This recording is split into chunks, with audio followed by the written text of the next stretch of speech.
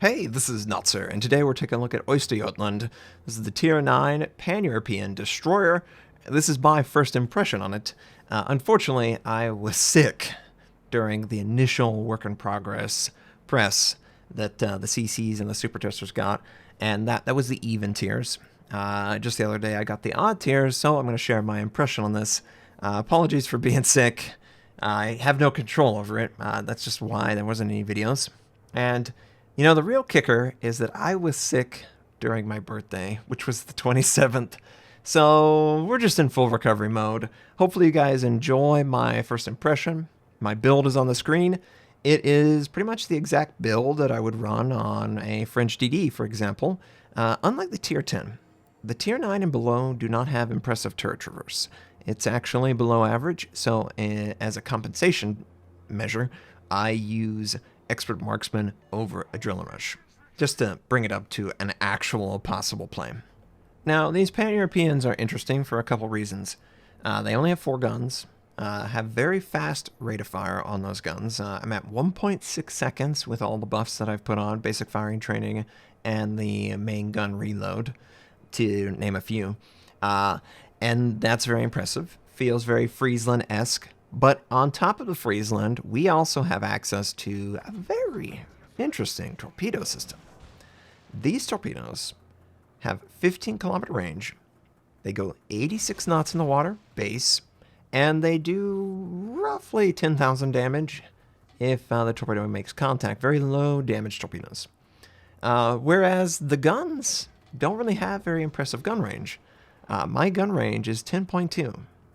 Now, I could extend the range with the range module, but then I wouldn't have the rate of fire benefit. So, the way I see these guys being played, they have their gun effective range, and then they have their torpedo effective range. The guns are obviously really good at engaging enemy DDs who happen to be in the area. It goes without saying. But your torpedoes are sort of your long-range weapon, unlike most DDs where it's sort of inverted.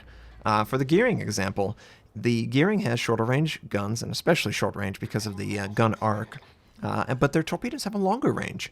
And because of the longer range nature of the torpedoes, they normally end up being the case where you use exclusively your short range guns on anyone that's right in front of you, but you'll end up using your torpedoes maybe not as frequently as something like this, but you're still going to frequent the torpedo send at targets that are, in and around islands that are right at about probably 12 to 14 kilometers with my build. 10 to 14 kilometers-ish. I use a torpedo accelerated build on my gearing. I didn't opt for a torpedo accelerated build, partly because I don't really know that I need to do that. And the torpedoes themselves don't do enough damage that I could rely on the alpha from range. That's the real kicker here. The alpha from range with these torps is not spectacular. You need multiple torpedo strikes, 3 to 4 individual sends to take a target from 100 to 0. You can't kill a target reliably with just your initial 2 sets. Because you can't reliably kill a target with the alpha that's available, it ends up being a chip damage source. Sounds like guns, right?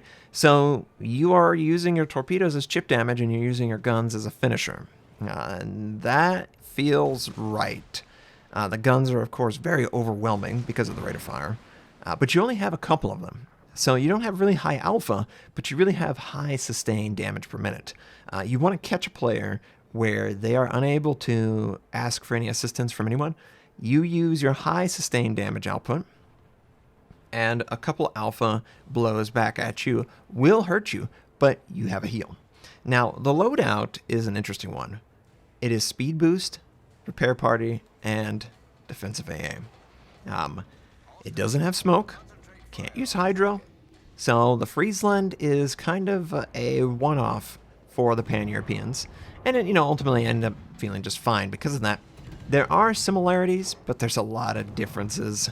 The torpedoes being the most glaring. I mean, you don't have torpedoes on the Friesland, so it's not even a possible play for you. But you do now. So one of my biggest criticisms and we do get a nice strike on the Iowa. Really like the speed of the torps. They're really great at sending at a target that is trying to maneuver into position. Because of the range and the speed, they get there rather quickly. There's not a lot of time for the player to dawdle or to change their direction, because by the time your torps actually get there, it's really quick compared to pretty much any other torpedo system in the game. That is for certain. And I did try at like a 91 knot speed. Incredibly ridiculous on how fast it moves through the water. It felt like overkill, quite frankly. But it is an option if you want to play it like that. I didn't really feel like I needed to do that just because of the damage that the torps do. I wish that these were Japanese torpedoes and did like 23,000 damage per. That's just not the type of play here. So, you know, sending a torpedo at a DD in smoke, that might be a good play, but you'll have to hit 3 or 4 torps on the same target, and you probably still won't kill them because they're just that low damage. And they have sort of a narrow appearance that, because of the amount of torps, obviously, it's very sniper from long range, but sometimes you get lucky. Sometimes you find a player that is so committed into an area they can't possibly break free, and with the speed coupled with the range, you get it out there quick. It really devastates them, and it's pretty outstanding because of that. I really do enjoy sending torpedoes on cooldown at high traffic areas with the Pan-Europeans. It seems to work very, very well. Also, it works very well because of the rate of fire of these guns. You can easily spam into smoke and actually contest the objective rather effectively, and I'm trying to be careful with the Fiji. I don't have a lot of health. This is a survivability expert build. Normally these guys run with 15,000 health at tier 9, which is a very low number. You do not want to stay engaged for too long. You can trade because of the heal, but you don't want to stay engaged with some larger DD that has 26,000, 29,000. You know, that's getting into pretty ridiculous territory on health discrepancy that even your heal can't compensate for. So, you know, the play ends up being you really want to win the objective safely. You want to use your gun on cooldown. You also want to disengage. So you want to stay in an advantage and use your ability to return your health to compensate for the lack of health that you start out with. But of course, that means that, you know, the health doesn't end up being as hugely impactful as it would be with something that has more health or, you know, able to mitigate damage better. Because you lack health, you have to be very careful with how you approach the problem. You don't have smoke. I can't hide in smoke. But I will say, because I don't have smoke, it's not a possible play out. The other plays that I'm looking for, I'm trying to use my outstanding concealment, which they buffed when they took away radar. And honestly, that's probably a good call, because I think that, yes, radar is nice, but radar isn't the be-all, end-all for a DD. Whereas having really great concealment is always good. So 5.7 is really outstanding. There's only a couple DDs that operate at or below that. I can easily spot players. I can't disengage that quickly. I have American DD levels of speed. That is a concern, of course. But I have outstanding AA. I have a heal. My torpedoes are the fastest in the game. And because of that, they are always a threat no matter what range they're sent in. Now, is that a kill torp? No.